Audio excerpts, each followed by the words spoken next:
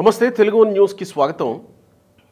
ఓ 2-3 రోజుల కిందటి నుంచి వైసీపీకి అడుసుమిల్లి శ్రీనివాసరావు గారు టార్గెట్ అయ్యారు.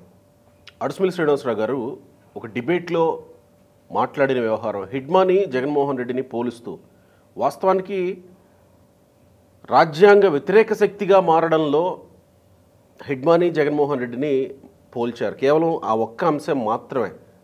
మిగతా అంశాల్లో హిడ్మాకి జగన్మోహన్ రెడ్డికి పోలిక లేదంటారు ఆయన సహజంగా ప్రైవేటు సంభాషణల్లో మాట్లాడేటప్పుడు. సరే, ఆ అంశం మీద పోలుస్తూ మాట్లాడిన దాని మీద పొన్నవోలు సుధాకర్ రెడ్డి వైఎస్ఆర్ కాంగ్రెస్ పార్టీ జనరల్ సెక్రటరీగా మాట్లాడుతున్నాను నేను అంటూ దాదాపుగా వార్నింగ్ ఇచ్చే ప్రయత్నం చేశాడు. లీగల్గా ముందుకెళ్తాం, తేలుస్తాం అనే స్థాయిలో ముందుకెళ్ళిపోయారు. ఈ విషయం కొంత వెనకబడింది, ఇప్పుడిప్పుడే ఫ్లేరప్ అవుతూ వస్తుంది. ఆయన ప్రెస్ మీట్ పెట్టిన తర్వాత ఇంకాస్త జనాల్లోకి వచ్చింది ఈ విషయం. ఇప్పుడు లీగల్గా వెళతామంటున్నారు. లీగల్గా వెళితే అడుసుమిల్లి గారు ఎలా ఎదుర్కోబోతున్నారు, అసలు ఆయన ఇచ్చిన వార్నింగ్ని అడుసుమిల్లి గారు ఎలా తీసుకుంటున్నారు? అడుసుమిల్లి గారే మనతో ఉన్నారు. నమస్కారం అడుసుమిల్లి గారు. నమస్కారం అండి. నేను ఆ రోజు మీరు మాట్లాడింది డిబేట్లో మేము విన్నాం, ఇప్పటికే చాలామంది చూసుంటారు. అయితే మీరు కంప్లీట్గా రాజ్యాంగేతర శక్తి అనే కోణంలోనే మాట్లాడుతూ వచ్చారు. దానికి మీకు వచ్చిన warning YSR Congress party general secretary నుంచి పొన్నవోలు సుధాకర్ రెడ్డి, తేలుస్తాం నీ అంతు అనే దాన్ని ఫస్ట్ వార్నింగ్ని ఎట్లా తీసుకున్నారు మీరు? అంటే దానికంటే ముందు ఒక మాట చెప్పాలండి. అమరుడైన హిడ్మా అంటే నేను నా భావజాలం కమ్యూనిస్ట్ భావజాలం మిళితమై ఉంటుంది కాబట్టి వాళ్ళ పట్ల సానుభూతి ఉంటుందండి. అంటే నేను వాళ్ళ పందానే వాళ్ళు ఎంచుకున్న మార్గాన్ని సమర్థించను, కానీ వారి త్యాగాల పట్ల నాకు విపరీతమైన సానుభూతి ఉంటుంది. ఎందుకంటే నిష్ప్రయోజనమైపోతున్నాయి వాళ్ళ త్యాగాలు అనేటువంటిది, నిష్ఫలం.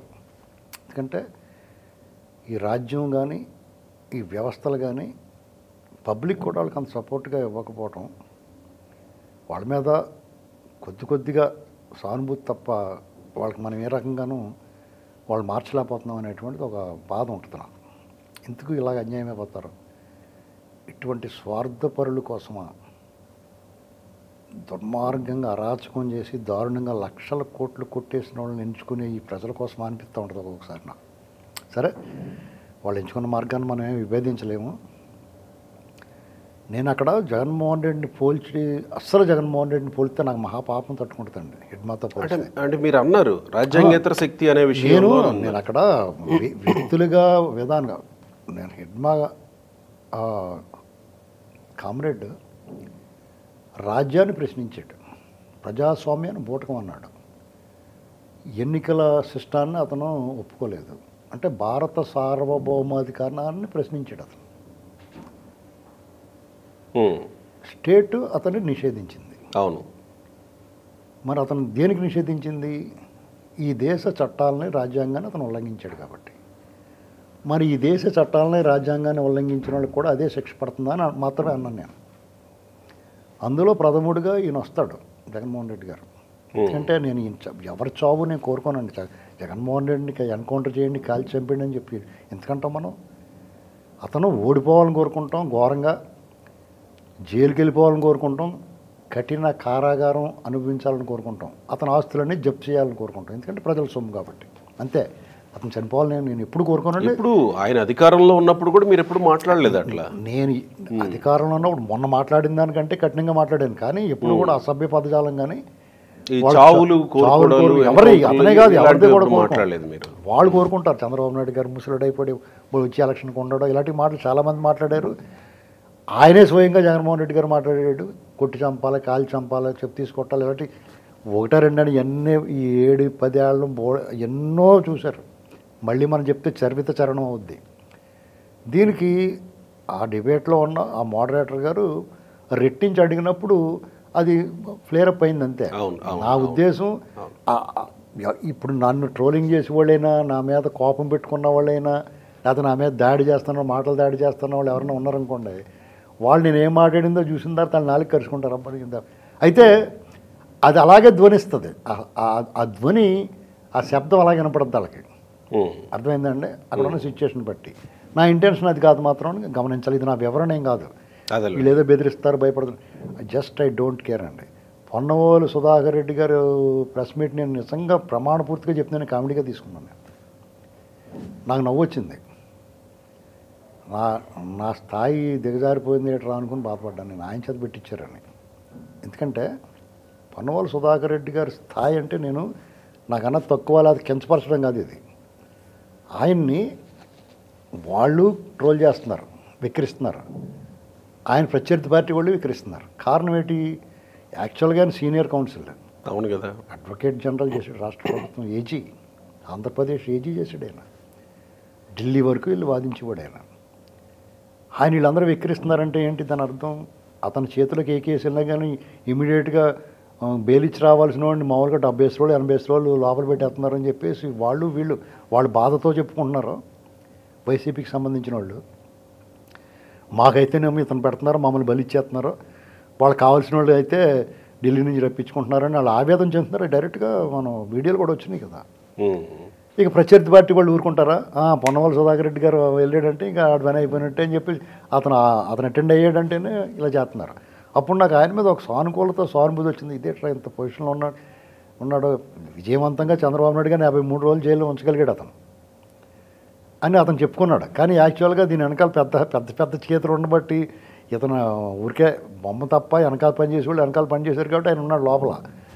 అయితే విచిత్రంగా ఈయన జగన్మోహన్ రెడ్డి గారు ఈ విషయం నేను మాట్లాడిన దాన్ని అదే రోజు సాక్షి టీవీలో డిబేట్ పెట్టారు.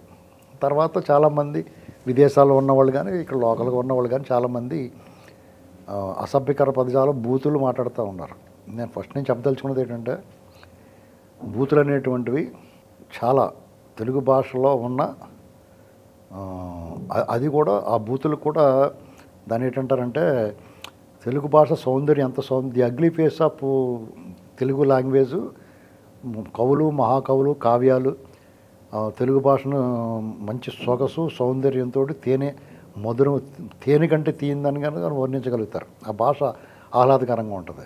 మరి నా వెజిటేరియన్లో పప్పు ఆవకాయ నెయ్యి, పప్పు తోటకూర ఇలాంటి రకరకాల కందా పచ్చలు ఎలా వండుకున్నట్టే నాన్ వెజ్ కూడా ఉంటుంది కదా. అలాగే తెలుగులో ఆ రకమైన భాష కూడా చాలా బాగుంటుంది. అది నచ్చేవాళ్ళకి అది నచ్చుతుంది. దాంట్లో నేను మాస్టర్స్ చేశాను. నేను కానీ మాట్లాడుతూ మొదలెడితే ఎవరికన్నా చెవుల్లోంచి రక్తం గారిపోద్ది దారగా. ఎందుకంటే నేను రైతు బిడ్డనే, పొలం గట్ల మీద తిరిగినోడిని, చదువుకున్నాను, వ్యవసాయం చేశాను. పల్లెటూళ్ళలో పచ్చి భాష మాట్లాడే చోట వాళ్ళేమీ యాంటీ సోషల్ ఎలిమెంట్స్ ఏం కాదు, అరమరికలు లేకుండా నిష్కల్మషంగా హృదయంలో ఏముందో అది మాట్లాడతారు. దానికి బూత్ అనేటువంటి వాళ్ళకి అలవాటైంది. అది కొత్త పొంతులు కూడా తొక్కించగలం మేము. ఇప్పుడు ఇవాళ బూతులు మాట్లాడుతాం, మేము చాలా బాగా మాట్లాడతాం అనుకున్న వాళ్ళకంటే కూడా నేను మాట్లాడితే వాళ్ళు దండం పెట్టేసి గురుగారు మీ దగ్గర ఇంకా నేర్చుకుంటాం, ట్యూషన్ పెట్టించుకుంటాం అంటారు. వాళ్ళు కావాలంటే ట్యూషన్ చెప్తాను వాళ్ళకి. అర్థమైందండి? ఇది పరిస్థితి. అంటే నేను అనేది ఏంటంటే మీరు ఇందాక ఐ డోంట్ కేర్ అని అన్నారు కదా. పొన్నవోలు సుధాకర్ రెడ్డి ఏమో మీరు అన్నట్టుగానే ఏజీ స్థాయిలో పనిచేసిన వ్యక్తి, మేము దీన్ని లీగల్గా ఎక్కడికి పోవాలో అక్కడికి పోతాము అని అన్నారు. మీరు ఐ డోంట్ కేర్ అని అంటున్నారంటే మీ ధైర్యం ఏంటి? మా ధైర్యం ఏం లేదండి. ఇప్పుడు నేను కోరుకుంటున్నాను అది యాక్చువల్గా మీతో ఎన్నోసార్లు మీ డిబేట్లో మాట్లాడాను, మీతో చర్చలో, మీ ఇంటర్వ్యూలో. అవును, నాకు ఒక వేదిక కావాలి, నా ఆవేదనని విస్తృతమైన చర్చ జరగడానికి నాకు వేదిక కావాలి. ఇతని ద్వారా వచ్చిందనుకోండి, నేను డెఫినెట్గా నేను సమయం అడుగుతాను. మీరైనా చెప్పదలుచుకున్నది ఉందా అని జడ్జి గారు అన్నప్పుడు నేను ఆ టీవీ డిబేట్లో ఏం మాట్లాడానో అదే మాట్లాడుతాను. ఆయన చెప్పమని అడుగుతాను, నేనే అడుగుతాను, సార్ దీనికి సమాధానం కావాలి నాకని. ఎందుకంటే ఈ కోట్లాది మంది మనసులో మెదులుతున్న మన తెలుగు వాళ్ళ వరకే చూడండి. ఒక్క వైసీపీ జగన్మోహన్ రెడ్డిని ఆరాధించే ఆటవికులకు తప్ప మిగతా వాళ్ళందరి మనసులో ఉన్నది ఏంటంటే ఈ చట్టం ఇతను ఎందుకు ఏం చేయలేకపోతుంది, ఈ వ్యవస్థలు ఇతను అదుపులో ఎందుకు అదుపు చేయలేకపోతున్నాయి, ఈ దర్యాప్తు సంస్థలు ఎందుకు ఇతను వదిలేస్తున్నాయి, ఇతను వెనకాల ఎవరున్నారు అంటే డబ్బు, అధికారం, పరపతి ఉంటే ఏం చేసేనో తప్పించుకోవచ్చా. వాళ్ళ బాబాయ్ని ముక్కలు కానీ దగ్గరికి కూర్చొని ఇచ్చేసి మాంసం కొట్లో నాకు లివరై కొంచెం ఆ ముడిసేయి అంటారు కదా, మాసం కొట్టించుకున్నట్టు అలా కొట్టించేశారు వాళ్ళ బాబాయ్ని దగ్గర కూర్చుని. సాక్ష్యాధారాలు లేకుండా గొలుసు కొట్టి కింద మనుషులు పైకి పంపించేస్తున్నారు టికెట్ తీసి. టపాల్మెంట్ సినిమాల్లో టికెట్ తీసి వెళ్ళి అంటారు కదా లోపలికి, అలాగే వెళ్ళి పైకి పంపించేస్తున్నారు టికెట్ తీసి. టికెట్ చింపేసి వెళ్ళిపోమంటున్నారు. ఎంతమందిని పంపించేశారు వాళ్ళు అలాగా. నేను కాకమోన పరకామణిలో మనిషిని కూడా పంపించేశారు. అన్నీ వీళ్ళే చేశారు. ఇది దర్యాప్తు సంస్థలు రుజువు చేస్తాయి. దర్యాప్తు సంస్థలు మర్చిపోయి ఉన్నాయి కొన్ని. ఇతను ఎప్పుడైతే లీగల్ యాక్షన్కి దిగాడో డెఫినెట్గా మేము ఇప్పుడు అతనికన్నా ముందు మేము వెళ్తాం. ఇప్పుడు జగన్మోహన్ రెడ్డి బెయిల్ రద్దు కోసం వాళ్ళు కోర్టు సంతకాలు అంటున్నారు కదా పీపీపీల మీద. జగన్మోహన్ రెడ్డి బెయిల్ రద్దు కోసం 1,00,000 సంతకాలు మేము సేకరించడానికి సిద్ధం చేస్తున్నాం టీంని. పిటిషన్లు పెడతాం. అంతేకాకుండా ఇవాళ రేపు నేను అప్పుడు చెప్పొచ్చో లేదో, సోషల్ మీడియాలో నా గురించే కాదు ఎవరి గురించి అబ్యూజివ్ లాంగ్వేజ్ వాడినా వాళ్ళ ఐడీలు అన్నీ రెడీగా చెకప్ చేస్తున్నారు, ఐడెంటిఫై చేస్తున్నారు. దానికి షేర్ చేసిన లైకులు కొట్టిన వాళ్ళు కూడా బుక్ చేసే విధంగా మనం సిద్ధం చేస్తాం. అంటే లైకులు కొట్టిన వాళ్ళు కూడా సపోర్ట్ చేసినట్టే కదా. ఎందుకంటే ఇది నాదే కదండి, ఎవరికి జరగకూడదు. ఈవెన్ తెలుగుదేశం వాళ్ళు అలా చేసినా కానీ దాని మీద యాక్షన్ ఉంటుంది. ఎందుకంటే ఇది ఒక విశ్వ సంస్కృతి, దీనికి ఎక్కడో చోట పులి స్టాప్ పడాలా. ఎవరైనా ఇప్పుడు ఒకళ్ళు ఇప్పుడున్న ప్రభుత్వాన్ని కూడా విమర్శిస్తే ఎవడనో మాట మాట్లాడితే అతని మీద మనం అబ్యూజివ్గా దాడి చేయకూడదు. నువ్వు సిద్ధాంతపరంగా నీ వాదన పటిమని నువ్వు అద్భుతంగా మాట్లాడు. వేదికలు ఉన్నాయి కదా, ఒకప్పుడైతే వేదికలు ఉండి కాదు, ఇప్పుడు ప్రతి ఒడికి ఒక వేదిక దొరికింది కదా, పబ్లిక్ ప్లాట్ఫామ్స్ ఉన్నాయి కదా. అవి నువ్వు బూతులు మాట్లాడాల్సిన అవసరం కాదు. నువ్వు చెప్పాల్సిన దమ్ము సత్తా ఉంటే, నీలో విషయం ఉంటే వివరంగా మాట్లాడచ్చు. ఇప్పుడు ఇతను కూడా వచ్చి అడుసు తొక్కామన్నాడు. నేను పొన్నవోలు సుధాకర్ రెడ్డి గారి పట్ల నాకున్న సానుకూలతతో ఆయన ఎక్కువ తీవ్రంగా నేను విమర్శించలేకపోతున్నాను. ఎందుకు ఆయన కానీ అంబటి రాంబాబుని కానీ బొత్స సత్యనారాయణ గారిని కానీ విడుదల రజనీ గారిని కానీ ఎవరిని నేను ఏమనలేను నేను. ఎందుకంటే వాళ్ళు హుందాగా ఉంటారు. ఇంకా వైసీపీలో కూడా అందరూ ఆటవికులు కాదు, అందులో హుందాగా ఉండి కూడా ఉన్నారు. వాళ్ళు ఎందుకు విమర్శిస్తాం, మనకేం అవసరం. వీళ్ళందరిలోకి ఇప్పుడు విజయసాయిరెడ్డి చెప్పినట్టుగా అతను చుట్టూ ఉన్నవారు చెడ్డవాళ్ళు అంటే, చుట్టూ ఉన్నవాళ్ళు ఎప్పుడు చెడ్డవాళ్ళు కాదండి, అతనే చెడ్డవాడు జగన్. పైనుంచి కిందకి పిరమిడ్ లాగా ప్రవహిస్తూ ఉంటుంది అరాచకం. వాళ్ళందరూ మనం ఎప్పుడు ఎందుకనలేదండి, మంచి వాళ్ళని ఎందుకనలేదు, మనం ఎప్పుడు విమర్శించలేదు కదా మంచి వాళ్ళని ఎప్పుడు. ఇప్పుడు పొన్నవాళ్ళు సుధాకర్ రెడ్డి గారు నాకు నువ్వు అడుసు తొక్కు అడుసు మిల్లి అని చెప్పేసి నా మీద యాంకర్ గారి మీద ట్యాంకర్ పగులుతుందని ఇలాంటి సెటైర్లు కూడా వేస్తున్నాడు. ప్రాస కూడా వాడుతున్నాడు ఆయన. ప్రాస ఉంటుంది వాడినప్పుడు మరి నేను అడుసు తొక్కలేదండి సుధాకర్ రెడ్డి గారు, మీరు తోక తొక్కు వదిలేస్తున్నారు, తర్వాత కరిచేద్దాది అని చెప్దాం అనుకున్నాను నేను. నా ఇంటెన్షన్ మీరు తోక తొక్కారు. ఇప్పటి వరకు కూడా నేను ఎంత కఠినంగా మాట్లాడినా, ఎలాంటి విమర్శ చేసినా, పల్స్గా ఎవడన్నా మనసులో బాధ పెట్టుకుని ఇదేట్రా మనవాడిని ఇలా తిడతా ఇలా విమర్శిస్తున్నాడు ఈయన అనుకుని ఉండొచ్చు. కానీ ఈ రకమైన అబ్యూజివ్ అటాక్ లేదు వాస్తవంగా. నేను అదే అంటున్నా, దాన్ని నేను పట్టించుకోను. ఇంకో విషయం చెప్తున్నానండి, దాన్ని ఎందుకు పట్టించుకోనంటే మనం ఎవరినన్నా ఒక మాట అన్నామంటే అనిపించుకోవడానికి సిద్ధంగా ఉండాలి ఫస్ట్. మనం ఎవరినన్నా కొట్టామంటే కొట్టించుకోవడానికి సిద్ధంగా ఉండాలి. ఈ రెండు ఉంటేనే ఎవరికైనా సరే, అంటే ఒకరికే హక్కు ఉంటుందా మాట్లాడే హక్కు. నేను ఒకరిని అనేసి ఊరుకుంటే నన్ను ఎవడో ఏమనుకోడు. వాళ్ళు ఆ వైఖరి అవలంబిస్తున్నారు. మేము అంటాం మీరు ఎవరు అనకూడదని. వాళ్ళు అంటారు మీరు ఎవరు అనకూడదు అంటారు. నేను అలా కాదండి, నేను అంటే నన్ను అంటే కూడా పడాలా, సిద్ధంగా ఉండాలి దానికి. ఈ విషయంలో ఫైనల్గా మీరు ఏం డిసైడ్ అయ్యారు? వివరణ ఇస్తారా, ఎదుర్కొంటారా? నేను కొత్తగా వివరణ ఇవ్వాల్సిన అవసరం ఏముందండి. నేను నా అంతరంగం ఎలా ఉంటుందో నన్ను ఫాలో అయ్యే వాళ్ళు అందరికీ తెలుసు. నేను కొత్తగా వివరణ ఇవ్వాల్సిన నేను చెప్తున్నాను కదా, మిమ్మల్ని 4-5 ఏళ్ళుగా చూస్తున్న వ్యక్తిగా పర్టికులర్గా మీరు జగన్మోహన్ రెడ్డి అధికారంలో ఉండి చేస్తున్న విధానపరమైనటువంటి నిర్ణయాల మీద కూడా చాలా కన్స్ట్రక్టివ్గా మాట్లాడుతూ వచ్చిన వ్యక్తులు. ఈ విషయం ఒక్కటే ఎందుకు వివాదాస్పదం అయ్యిందో, వివాదాస్పదంగా వాళ్ళు వైసీపీ దాన్ని ఫ్లేరప్ చేస్తుందో అర్థం కాని పరిస్థితి. అధికారంలో ఉన్నప్పుడు కూడా చేయలేదు. దీని వెనకాల స్ట్రాటజీ ఉంటుందండి. ఎలాగంటే ఒకటి వాళ్ళకి ఏం ఊసిపోక, అంటే చేతిలో పని లేక ఏం చేయాలో అర్థం అవను, అయోమయ అగమ్య గోచరం ఉన్నప్పుడు ఇలాగ ఏదో ఒకటి ఎంచుకుంటారు. రెండు ఇంకోటి ఏంటంటే ఇప్పుడు టీడీపీ వాయిస్ వినిపిస్తున్నాను నేను, రాజేష్ గారు, ఇంకా కొంతమంది. ఇందులో ఎవరో ఒకరిని టార్గెట్ చేసి కొంచెం తగ్గుంటారులే అని చెప్పి అసలే మూలిగా నక్క మీద తాటిపండు కింద మా పరిస్థితి. మేము మాట్లాడి మూలిగా నక్క మీద తాటిపండులా ఉంది వాళ్ళకి. వాళ్ళు సర్వస్వం కోల్పోయారు, అధికారం, ఆస్తులు కూడా జప్తు చేస్తున్నారు, వరుస పెట్టి రేపొద్దున ఇలా కూడా లాగేస్తారు. కేసులు వెనకాల మబ్బులు ముసిరినట్టు ముసిరేస్తుంది. ఓ పక్క నుంచి అలాగ కారు మేఘాలు కమ్మేస్తున్నాయి. ఎన్ని కేసుల్లో లోపల పోతాడో అర్థం అవుతాం. ఇవన్నీ వాళ్ళు ఏంటంటే ఇన్నాళ్ళు వాళ్ళకి మాకు ఎవడో ఒకడు ఉన్నాడు ధైర్యం ఉండేది, ఆ ఒక్కడు అనేటువంటిది సారీ అని చెప్పినట్టు తెలిసింది నాకు ఈ మధ్య. కాబట్టి ఇతను లోపలికి వెళ్ళిపోవడం అనేటువంటి కన్ఫర్మ్ అయిపోయింది. వన్స్ అంటే ఎంటర్ ది డ్రాగన్ వెనక్కి రావడం ఉండదు ఆయనకి. అలా పటిష్టంగా ప్లాన్ చేస్తున్నారు. అంటే ఆయన కేసుల ఆధారాలన్నీ కన్స్ట్రక్టివ్గా ఎట్టి పరిస్థితులను ఏదో గాలికి తీసుకెళ్ళి గాలికి వదిలేసినట్టు కూల్ డ్రింక్ ఇచ్చి పంపించేసినట్టు ఉండదండి. లోపలికి వెళ్తే ఇంక అక్కడ ఉండిపోతాడు. వీళ్ళకి నేను అదే అడుగుతున్నాను. ఇప్పుడు అతను లోపలికి వెళ్ళిపోతాడు. అతను వెళ్ళిపోతే ఇప్పుడు సపోజ్ మనం క్రికెట్ ఆడుకుంటాం, చూస్తూ ఉంటాం మనం. ఒకనొకప్పుడు అజరుద్దీన్, శ్రీకాంత్, సంజయ్ మంజ్రేకర్, వీళ్ళందరూ ఉన్నప్పుడు టపాల్మని శ్రీకాంత్ అయిపోయిన వెంటనే అజరుద్దీన్ వస్తాడు అనుకునేవాళ్ళు. మనం అనుకునేవాళ్ళం కదా. అజరుద్దీన్ అయిపోయిన వెంటనే తెండూల్కర్ వస్తాడు అనుకునేవాళ్ళం. మన అలాగే అయిపోతూ ఉండేది బ్యాటింగ్ ఆర్డర్. ఇప్పుడు జగన్తో పాటు టాప్ ఆర్డర్ అంతా వెళ్ళిపోతారు లోపలికి. ఎవరుంటారు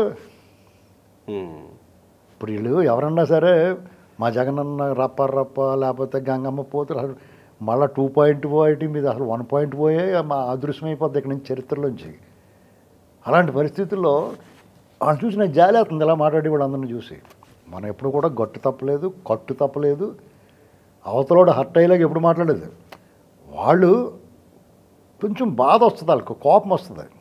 ఏంటి మనం విమర్శిస్తున్నాం, పదే విమర్శిస్తున్నాం అని. పదే విమర్శించి పదే మీ గురించి చెప్పకపోతే జనాలకి ఎలా ఎక్కుతుందండి? ఖచ్చితంగా ఎక్కించాం. పదే చెప్పబట్టే ఇప్పుడు కొత్తగా ఇంకోటి చేస్తున్నాం. పార్టీ తరఫున వాళ్ళందరికీ కూడా సూచన మేము దగ్గర నుండి చేయిస్తాం. ప్రతి మండల కేంద్రంలోనూ, ప్రతి మేజర్ పంచాయతీల్లోనూ, జిల్లా కేంద్రాల్లోనూ, నియోజకవర్గ ప్రధాన కేంద్రాల్లోనూ వీళ్ళ అరాచకాలు, ఆయా ప్రాంతంలో చేసిన అరాచకం, రాష్ట్ర వ్యాప్తంగా చేసిన అరాచకాన్ని అవసరమైతే డబ్బులు ఇచ్చి అడ్వర్టైజ్మెంట్లు, ప్రకాష్ షాట్స్ ఇలాంటివి ఉంటాయి చూసారు, అందులో పెట్టిస్తాం. పోస్టర్లు ఇస్తారా? పోస్టర్లు కాదు, మామూలుగా ఫ్లెక్సీలు వేస్తే కూడా పీకిది ఏం లేదు. హోర్డింగ్లు వేస్తారా? హోర్డింగ్లు ఏం చేస్తాం. ఓకే. అంటే అది కమర్షియల్గానే డబ్బు ఖర్చుతో అవుద్ది. దాని ఫండ్ ఎలా రావాలో వస్తుంది. ఇప్పుడు ఈ ప్రభుత్వం నుంచి ఇళ్ళ మళ్ళీ ప్రభుత్వం నుంచి వాడుకోం. దానికి తగ్గ దాతలు ఉన్నారు. మా జోలికి వచ్చితే ఇప్పుడు జగన్మోహన్ రెడ్డి దగ్గర మొదలుపెట్టి చంద్రబాబు నాయుడు గారు నడి రోడ్లో కాల్చి చంపేయండి, చీపులతో చెప్పుతో కొట్టండి అన్న మొదలుపెట్టి వాళ్ళ మంత్రులు, నాయకులు, ఎమ్మెల్యేలు, కొంతమంది నాయకులు, కార్యకర్తలు, అమరావతి మహిళలు మొదలుపెట్టుకుని సామాన్య కార్యకర్త వరకు వాళ్ళు చేసిన అరాచకాల లిస్టు మా దగ్గర రికార్డ్ అయి ఉంది. అవన్నీ ఇతలు తీస్తాం. వాటన్నిటి మీద కొత్తగా కేసులు నమోదు చేస్తాం. ఎత్తినట్టు లోపల ఎత్తిచ్చేస్తాం. నేను ఓపెన్గా చెప్తున్నాను. అంటే ఎదుర్కొని మామూలుగా కాదు, ఎదుర్కొంటమేటండి. లోపల ఏం చేస్తాం? ఇంకా ఇప్పుడు 2 చేతులు తప్పట్లు కొడితేనో మీకు ఎదురుదాడి గట్టం ఉండదు, మంద మీద పడిపోవటమే దొమ్మి. ఇది ఆ పరిస్థితి తెచ్చుకోకూడదు. నేను ఇది అధికారం, మదం, ఏదో ఒక అహంకారంతో మాట్లాడట్లా. మీరు ఎవరిని తొక్కకూడదని దొక్కారు. ఇప్పుడు నా దారిని మేము మాట్లాడుకుంటాం, ప్రజలను ఎడ్యుకేట్ చేయడానికి ట్రై చేస్తాం. మా శ్రేణులకి ఇప్పుడున్న ప్రభుత్వంలో వాళ్ళకి సంతృప్తికరమైన కనిపించట్లా చర్యలు. వాళ్ళు చేసే పని వాళ్ళు చేస్తున్నారు. సంక్షేమం, అభివృద్ధి, రాష్ట్రానికి పరిపాలకుడు ఏం చేయాలో చేస్తున్నాడు. కానీ శ్రేణులు అందరూ రగులుతున్నారు. వాళ్ళందరూ కోరుకునేది ఏంటి? జగన్మోహన్ రెడ్డిని, వాళ్ళ గ్యాంగ్ని లోపల పెట్టాలా, వాళ్ళు చేసిన తప్పులు శిక్ష పడాలా, అది కోరుకుంటున్నారు చాలామంది. తెలుగుదేశం, జనసేన వాళ్ళు కాదు, సాధారణ పౌరులు కూడా కోరుకుంటున్నారు. వాళ్ళకి సంతృప్తి కలిగేలాగా మేము అప్పుడప్పుడు వాళ్ళకి ఇదిగో జరుగుతుంది, ఇలాగా ఈ పనులు జరుగుతుందని మేము వాళ్ళని ఒక రకంగా ఉపశమనం చెప్తున్నాం. వాళ్ళకి కంగారు పడకండి, ఇదిగో ఇలా జరుగుతుంది అందుకని ఈ ప్రభుత్వాన్ని అపార్థం చేసుకోకుండా చేయాల్సి వచ్చినప్పుడు చేస్తారు. చట్టానికి అప్పచెప్పారు. చట్టం అప్పుడప్పుడు అతని పని చట్టం అతని పని కూడా చేసి పెడుతుంది. మన పనితో పాటు అతను పని చేయకుండా ఆపుదాం, కంగారు పడకండి అని చెప్తున్నాం. ఎందుకంటే సిస్టంలో అతను దూర్పుని పురుగులన్నీ ఏరుతున్నారు. ఇలాగ మనం వాళ్ళని సముదాయిస్తా, ఉపశమనం కలిగించే మాటలు మాట్లాడతా, వీళ్ళని కూడా మీ పద్ధతి మార్చుకోండి మీరు అని గట్టి హెచ్చరికలు చేస్తున్నాం. గట్టిగా కొంచెం మాట్లాడాల్సి వస్తుంది. దానికాళ్ళు నోరు మూసుకుని పడి ఉండాల. ఎందుకంటే తప్పులు ముడ్డి కింద పెట్టుకునే తప్పులు, 1,00,000 తప్పులు మీరు ఎగురుతారేటి? అసలు ఎవడు బెదురుతాడు మీకు? మీరు గవర్నమెంట్లోని మీ అరాచకం 1000 చేతులతో చేస్తున్నప్పుడే పోరా అని చెప్పేసి మనం నిలబడిన వాళ్ళు మేము. దానికి మమ్మల్ని అంటే పొన్నవాళ్ళు సుధాకర్ రెడ్డి వచ్చి వార్నింగ్ ఇస్తున్న బాధ ఉంది. ఇంకొకటి వస్తే బాగుండేది, గట్టోడు వీరుడు ఇచ్చి ఉంటే బాగుండేది నాకు. ఇప్పుడు భీష్ముడు సెకండ్తో యుద్ధం చేయనన్నాడు. ఎందుకు ఏం చేయనన్నాడు? సమబుద్ధి కావాలా. వీరుడితో ఇప్పుడు వీరుడితో యుద్ధం చేస్తాడు. అలాగా కావాలనుకున్నాను నేను. ఆయన కించపరచట్లా, ఆయన బలి ఇవ్వకూడదు నాకు. రైట్, అర్థమైందండి. వాళ్ళు ఏదో అనుకుంటున్నారా, ఒక రకంగా నాకు బలి ఇచ్చినట్టు కదా అతను. ఇప్పుడు అతను విపరీతం ట్రోలింగ్ అయిపోతుంది ఆయన మీద. నన్ను ఏదో అన్నారు అనుకున్నారు వాళ్ళు. అది కాదు కదా. ఏది మనం కొంచెం గట్టిగా మాట్లాడితే అహంకారం కింద కనిపిస్తుంది వాళ్ళకి. ఎన్నాళ్ళ వినయ విధేయతలతో ఉండాలిరా బాబు మీకు. మీ అరాచక పాలన అంతమంది ఇచ్చారు, సమస్త ప్రజలు సకల జనులు కోరుకుంటున్నారు. ఆ తీర్పు వచ్చేసింది, అందులో మా పాత్ర ఖచ్చితంగా ఉంది. వాళ్ళని క్లెయిమ్ చేసుకుంటున్నాను. డెఫినెట్గా ఉంది. ఏంటండి అసలు మీకు సింగిల్ డిజిట్ వస్తుందని చెప్పిన మొట్టమొదటి వ్యక్తిని నేనే. తర్వాత సర్వే వాళ్ళు చెప్పారు. కానీ మీ అధ్వాన పరిపాలన, మీ అవకతవక నిర్ణయాలు మొదట 6 నెలల్లోనే మీరు పాతాళం జారిపోతాం మొదటి. ఎవడన్నా మెట్లు దిగొస్తాడు కిందకే. మీరు ఎవరన్నా ఒక్కొక్కసారి జారి పడతారు. మీరు ఏకంగా లిఫ్ట్ వేసుకుని దిగేసారు పాతాళానికి. మిమ్మల్ని ఎవడు తీసుకురాగలడు పైకి? ఓఎన్జీసీ బావులు ఆయిల్ అన్నా బయటకు రాగలం, కానీ పాతాళం నుంచి మిమ్మల్ని పైకి తీసుకొని రాగలడు ఎవడున్నాయి. మీరు ఎంత గింజుకున్నా కానీ గింజుకున్నట్టు పక్క కూర్చునే పరిస్థితి వస్తుంది. ఇప్పుడు రాబోయే 6 నెలల్లో ఏరివేత కార్యక్రమం ఉంటుందండి. Face it. మీరు మాకు బెదిరించడం కాదు, మీ సమస్యలు మీరు ఇప్పుడు మీరు రేపు నుంచి మీ వాళ్ళు ఒక్కొక్కటి సీన్ సితార్ అయిపోతూ ఉంటుంది. వాసుదేవరెడ్డి వాళ్ళని అప్రూవర్గా మారిపోయారు. మీ ఓడి లోపల తలుపులు వేసుకుని కూర్చొని బోరు కల్పిస్తున్నాడు. అన్నిటికన్నా ముఖ్యంగా వీళ్ళ ఆహాకారాలు ఆర్తనాదాలు నాకు శ్రవణానందకరంగా ఉన్నాయి. రైట్ అండి.